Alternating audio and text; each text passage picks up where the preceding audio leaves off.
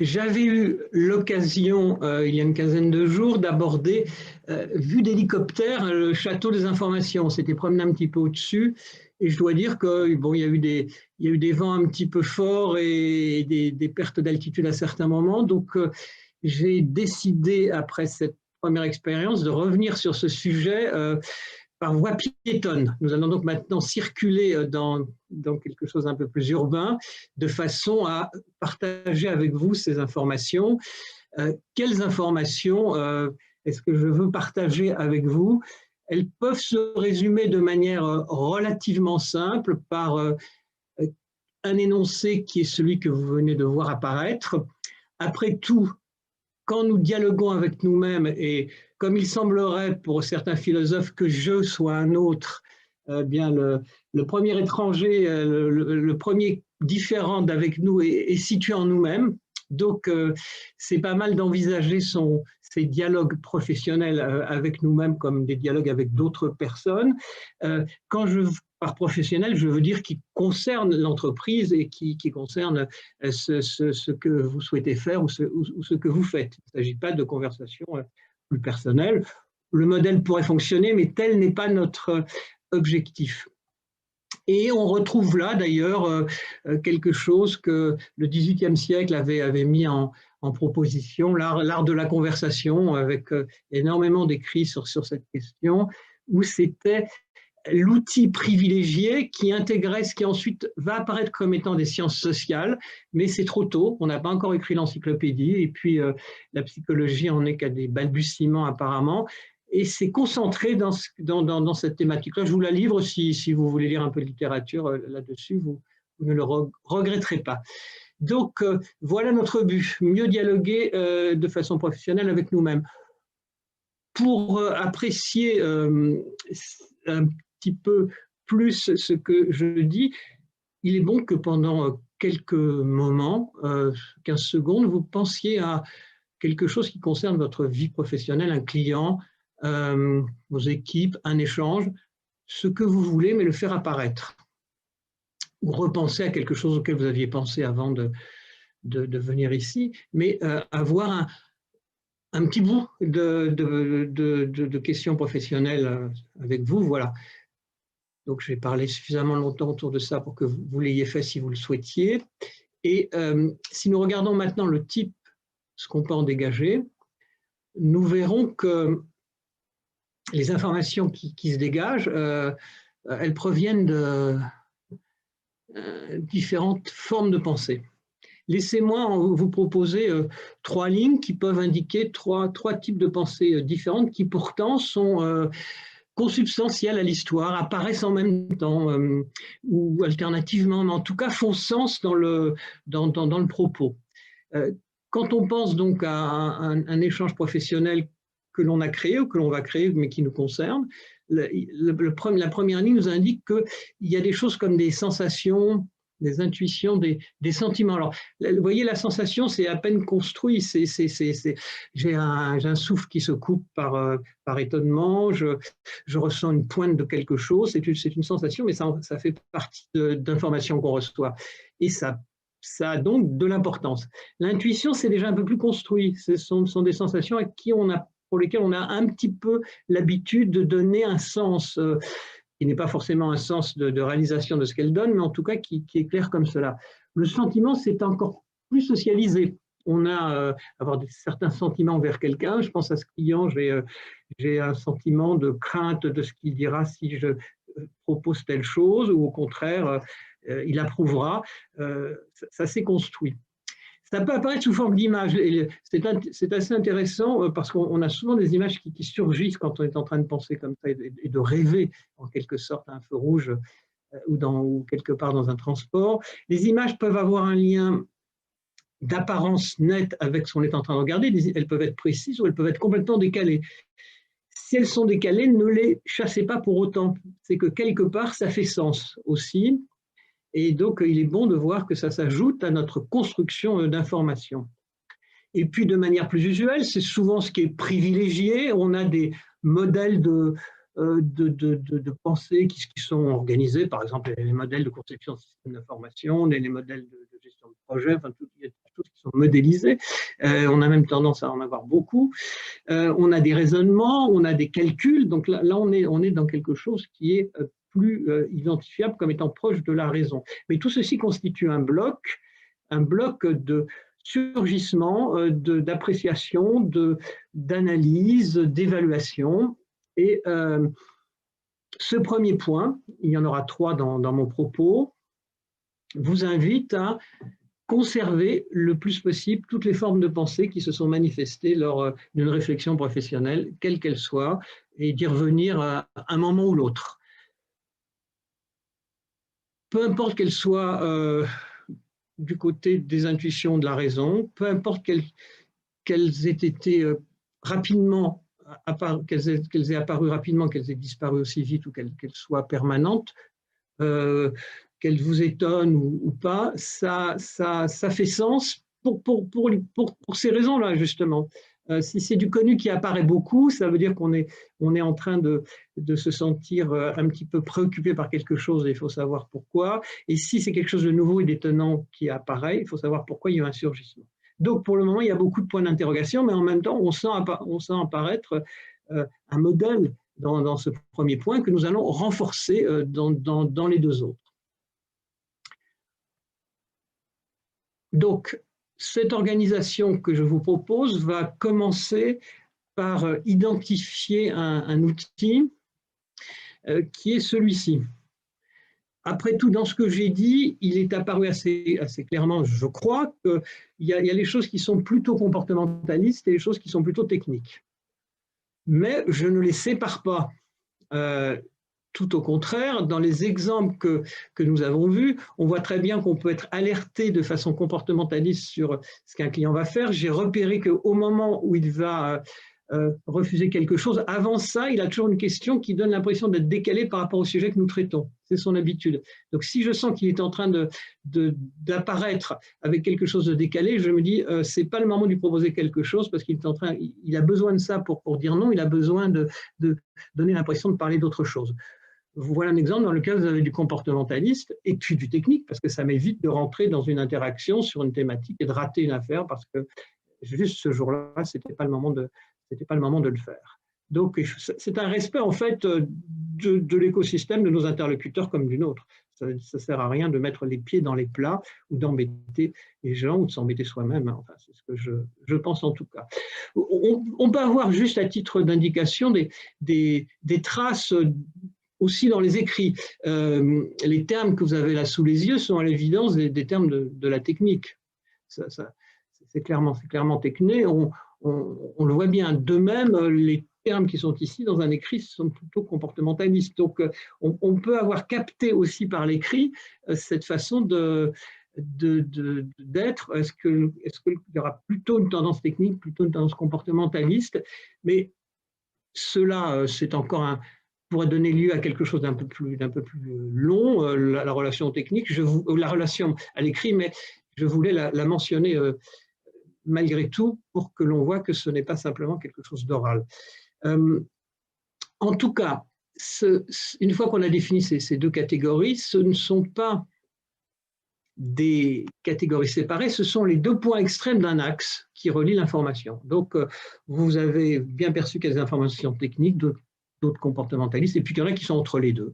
Un parti pris, par exemple, avec un argument d'expression de ce qui ne va pas objectif, eh bien, c'est une attitude comportementaliste, le parti pris, et puis il y a quand même un argument qui essaie de justifier son attitude. Donc, il y a une continuité dans le monde de la pensée, quelle qu'elle soit, dans sa cohérence ou non.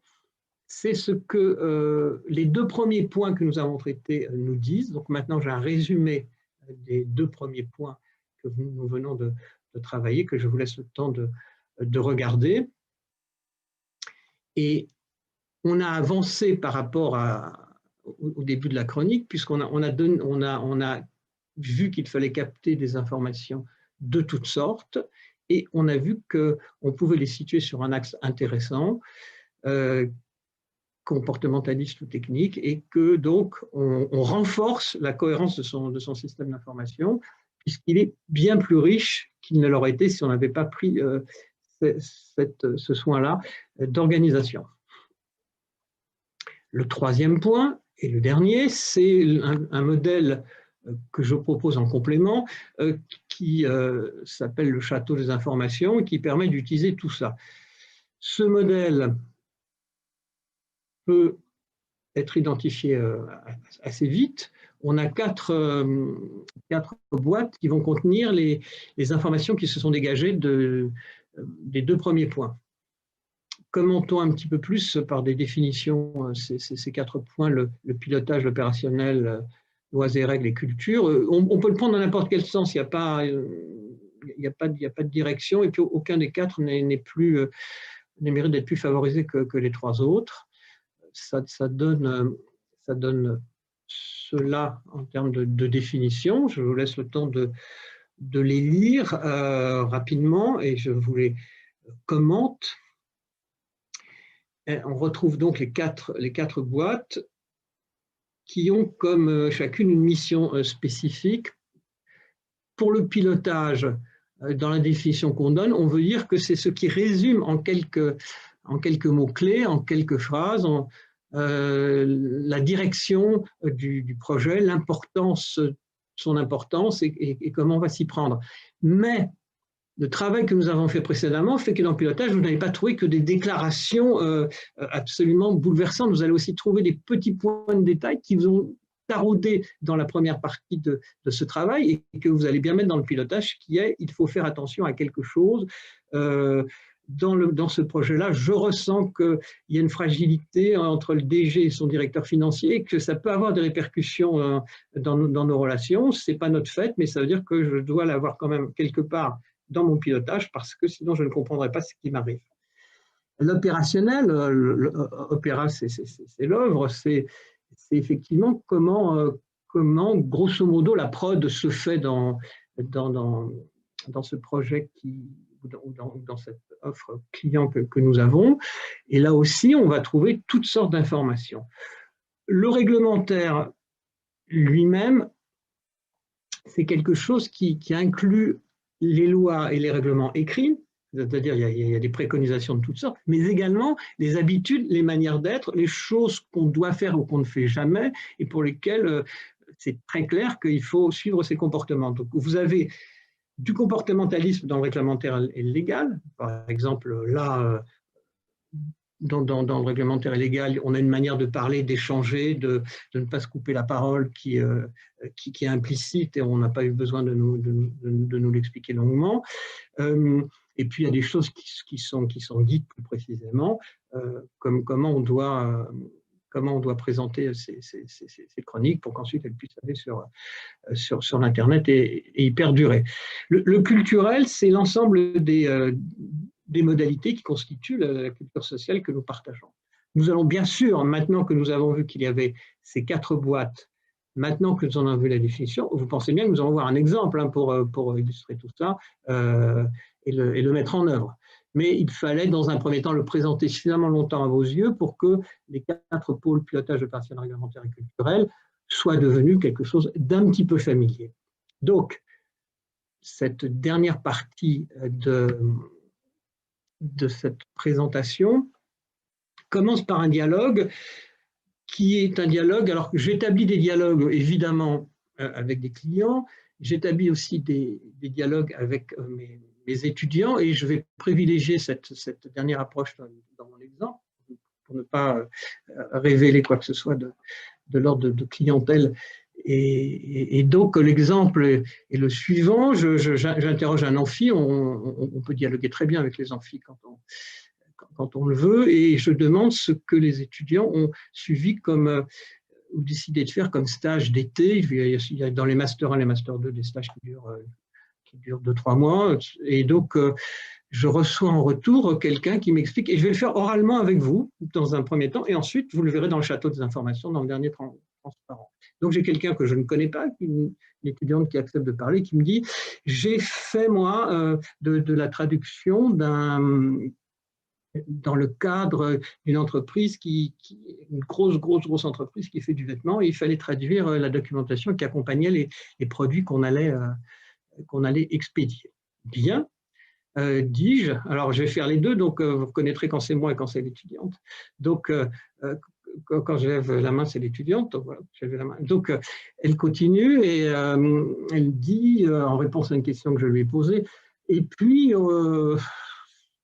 je suis habituée à traduire. Elle est dans la meilleure école de traduction de France qui s'appelle l'ESIT, et donc là, il n'y a pas de doute, ils apprennent le métier, mais elle découvre un environnement professionnel qui est particulier. Donc, on lui dit, oui, mais là, on me demande de traduire des choses et je ne suis pas certain du tout de l'organisation, parce que la hiérarchie qui me parle a l'air de ne pas vouloir suffisamment m'expliquer comment ça fonctionne, parce qu'ils sont tellement pris par le temps qu'ils n'ont même pas le temps de me donner les moyens de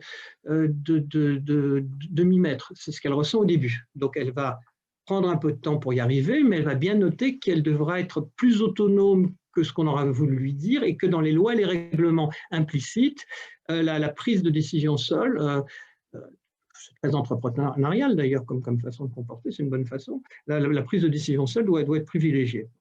Ensuite, elle constatera que l'usage des logiciels n'est pas exactement ce qu'elle connaît. Mais vous savez, là-dedans, il faut des logiciels. Qu'est-ce qu'on traduit? Bien, on traduit des textes d'obligation, les étiquettes qui disent qu'il faut laver à telle température ou qu'il ne faut pas manger les boutons. Vous voyez, il y a des choses qui sont obligatoires. Et puis, il y a de l'autopromotion qui accompagne. Vous avez adoré ce col roulé, vous pouvez avoir un twin set, n'hésitez pas à commander le gilet qui va avec. Et donc, on a là de l'autopromotion et il faut la rédiger. Et la difficulté qu'elle ressent, c'est qu'elle sait bien que dans les pays où on va expédier, la langue évolue très vite. Donc, il faut absolument qu'elle puisse mettre à jour non pas ses connaissances linguistiques qui sont indéniables, mais qu'elle soit en dialogue avec des ressortissants, parce qu'en 2-3 ans, la langue dans les cours de récréation change, et évidemment dans les entreprises aussi, et donc pas question de dater. Alors si maintenant, je reprends ce dialogue comme ça qui a continué, et je regarde ce qui a pu être noté, mais je vais mettre en petit voilà. Vous ne le voyez pas, mais voilà, c'est vous que je mets en petit pour pouvoir vous parler mieux. Donc, on voit que dans le première mouture de château des informations, on a bien mis, comme je l'indiquais dans le pilotage, également les relations à la hiérarchie, et que les 2 points clés avec lesquels, alors là, on ne plaisante pas, c'est les délais et la précision. Pas question de mettre en retard la distribution de ces produits, parce que quand on décide de les mettre en fabrication, c'est qu'on a vu que quelqu'un qui faisait sens, un people, le portait, et on décide de le copier, de l'imiter et de le produire. Donc, il faut aller le plus vite possible pour que l'image associée au produit, qui est celui d'une certaine personne, ne disparaissent pas de l'imaginaire de ceux qui l'ont vu. Donc, les délais sont indispensables à respecter. On ne peut pas en obtenir rapidement. Et la précision de la traduction doit être immédiate. On n'a pas le temps de fonctionner plus longuement. Dans l'opérationnel, il y a un apprivoisement à avoir d'un logiciel de type Trados, c'est-à-dire de mémoire de traduction. Il y a quelque chose donc ça, c'est quelque chose qu'elle connaît bien, mais eux n'avaient pas ce logiciel-là, donc il faut apprivoiser le nouveau logiciel. Donc il faut se programmer un petit peu de temps. Dans le partage de projet, le planning, ça peut être parfois un peu compliqué. Et puis, concernant la culture, eh bien, il faut que j'avance un petit peu dans ce modèle, que je vais rajouter voilà, c'est le même que là, simplement, j'ai rajouté 2 rectangles et je vais en commenter l'un des 2. Il faut aussi que je mette en œuvre mes réseaux personnels, donc une relation entre l'opérationnel et le culturel, pour interroger pour résoudre une question que j'exprimais tout à l'heure, qui est: est-ce qu'on dit bien toujours ça comme ça en ce moment? Est-ce que ce mot clé qui devrait être un mot fort dans la traduction des des documents d'autopromotion, est-ce que ce mot-là est bien choisi ou est-ce qu'il n'a pas déjà vieilli? Donc, il y a tout ça à faire. Et donc, on a aussi des liens entre les 4 boîtes. Elles ne sont pas simplement posées là, elles peuvent communiquer. Et on voit très bien qu'on pourrait en mettre, par exemple, entre le pilotage et la culture. Quand vous êtes en négociation et qu'il y a des problèmes sociaux dans votre entreprise, il est clair que entre le pilotage et la culture, il faut qu'il y ait des ponts qui s'établissent. Voilà la 3e partie donc, de cette histoire, le château des informations, et là, la conclusion peut-être temporaire, parce que ça peut se creuser encore, peut se résumer en ce transparent que je vous laisse lire et qui intègre ce qui aura été vu jusqu'à présent, le plus d'informations possible, quelles qu'elles soient, on les laisse venir, on les laisse apparaître, on les note, on les garde, on les organise pour que ce qui est comportementaliste et technique soit bien le long d'un axe, c'est plus facile à faire vivre après. Et puis ensuite, on met tout ça dans le château des informations. Ce type de fonctionnement ne se fait pas de façon aussi précisément découpée de la sorte dans la vraie vie. On a vu que quand j'ai commencé l'entretien oral avec l'étudiante que je ne connaissais pas devant un groupe aussi qui agissait de par sa présence sur ce que nous disions, il fallait capter de l'information assez rapidement et se mettre d'accord et l'arranger. Donc il y a aussi des biais de saisie de l'information qui peuvent intervenir. Mais en tout cas, on y arrive très bien et d'avoir ce modèle de pensée finit par s'établir petit à petit et être présent dans notre esprit. Voilà, je suis à votre disposition si vous aviez quelques questions et vous remercie en tout cas de l'attention que vous avez portée à ce propos.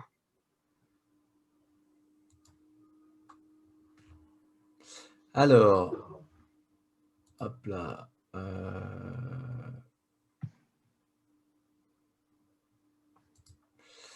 Revenons sur les questions. Si vous avez des questions, vous pouvez les mettre dans le chat. C'est la manière la plus simple de les faire passer. Juste deux petits points, Francis. Donc, ton modèle est un modèle qui permet de se remettre face à l'analyse de la situation et d'en faire une lecture finalement plus complète et différente. Donc, j'imagine que évidemment, ça demande en premier de réussir à s'extraire de la situation et à prendre un peu de recul. Est-ce que tu as des recommandations pour ça? Oui, on peut toujours en avoir. Donc, prendre du recul ou plonger dedans. Nous avons tous des stratégies différentes d'aborder une question. La mienne est vraiment d'y plonger, c'est-à-dire je fais alliance tout de suite avec mon interlocuteur et j'essaie de lui montrer de quelle façon je suis semblable à ce qu'il est. Donc moi, c'est ma façon de faire, c'est de devenir proche de son discours, comme ça, il se partage mieux. D'autres façons de faire sont possibles. Ce qu'il faut, c'est identifier ses habitudes de dialogue et, quelles qu'elles soient, en accroître la surface. Si vous avez une approche plutôt technique du monde, gardez cette approche technique, mais ouvrez-la un petit peu vers le comportementaliste, dites-vous que ça peut valoir le coup. On voit ça quand on travaille avec des ingénieurs, on doit gagner là-dessus. Et donc, si vous avez fait plein d'informatique, vous êtes à la frontière des deux. L'informatique habitue au comportementalisme parce qu'il y a plein d'étonnements sans arrêt dans cette discipline et en même temps, elle est très technique. Donc, restez vous-même et un peu plus.